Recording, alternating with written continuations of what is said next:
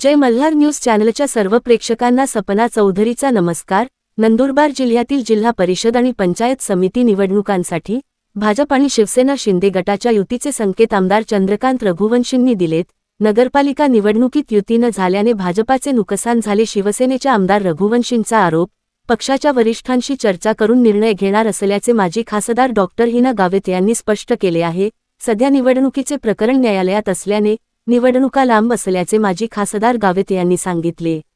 नंदुरबार जिल्ह्यात झालेल्या नगरपालिका निवडणुकांनंतर राजकीय वातावरण पुन्हा एकदा तापले आहे। या निवडणुकांमध्ये गावित परिवाराच्या भूमिकेमुळे युती होऊ शकली नाही आणि त्याचा फटका भाजपाला बसल्याचा आरोप शिवसेना शिंदे गटाचे आमदार चंद्रकांत रघुवंशी यांनी केला आहे। जिल्ह्यात भाजपाचे 2 नगराध्यक्ष असतानाही सत्ता स्थापनेत अपयश आल्यामुळे पक्षाचे नुकसान होईल असा हट कोणीही करू नये असा सल्लाही रघुवंशींनी गावित परिवाराला दिला आहे। येणाऱ्या जिल्हा परिषद आणि पंचायत समिती निवडणुकांच्या पार्श्वभूमीवर भाजप शिवसेना शिंदे गटाच्या युतीबाबत हालचाली सुरू झाल्या असून आमदार चंद्रकांत रघुवंशी यांनी युतीसाठी पुढाकार घेतला आहे, तर निवडणुका अद्याप लांब असून जिल्हा परिषद निवडणुकीचा प्रस्ताव सध्या न्यायालयात प्रलंबित आहे। निवडणुका जाहीर झाल्यानंतर पक्षाच्या वरिष्ठ नेत्यांशी चर्चा करून पुढील भूमिका ठरवली जाईल अशी प्रतिक्रिया भाजपाच्या माजी खासदार डॉक्टर हिना गावित यांनी दिली आहे। सपना चौधरी, जय मल्हार न्यूज, नंदुरबार। सर, आपला प्रस्ताव युतीचाच होता। मी याच्या पूर्वी सांगतो, भले हिनाताई काहीही सांगो, आता त्यांची बी मानसिकता बदलली असेल असं मला वाटतं, पण त्यांना आपण विनंती केली होती।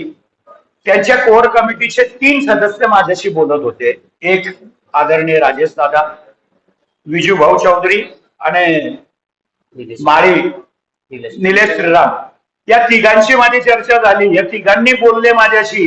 ते जागा मागत होते 12-13, मी जागा देत होतो 11, परंतु यांनी गावित परिवाराने विडा उचललेला होता की आम्हाला युती करायचीच नाही।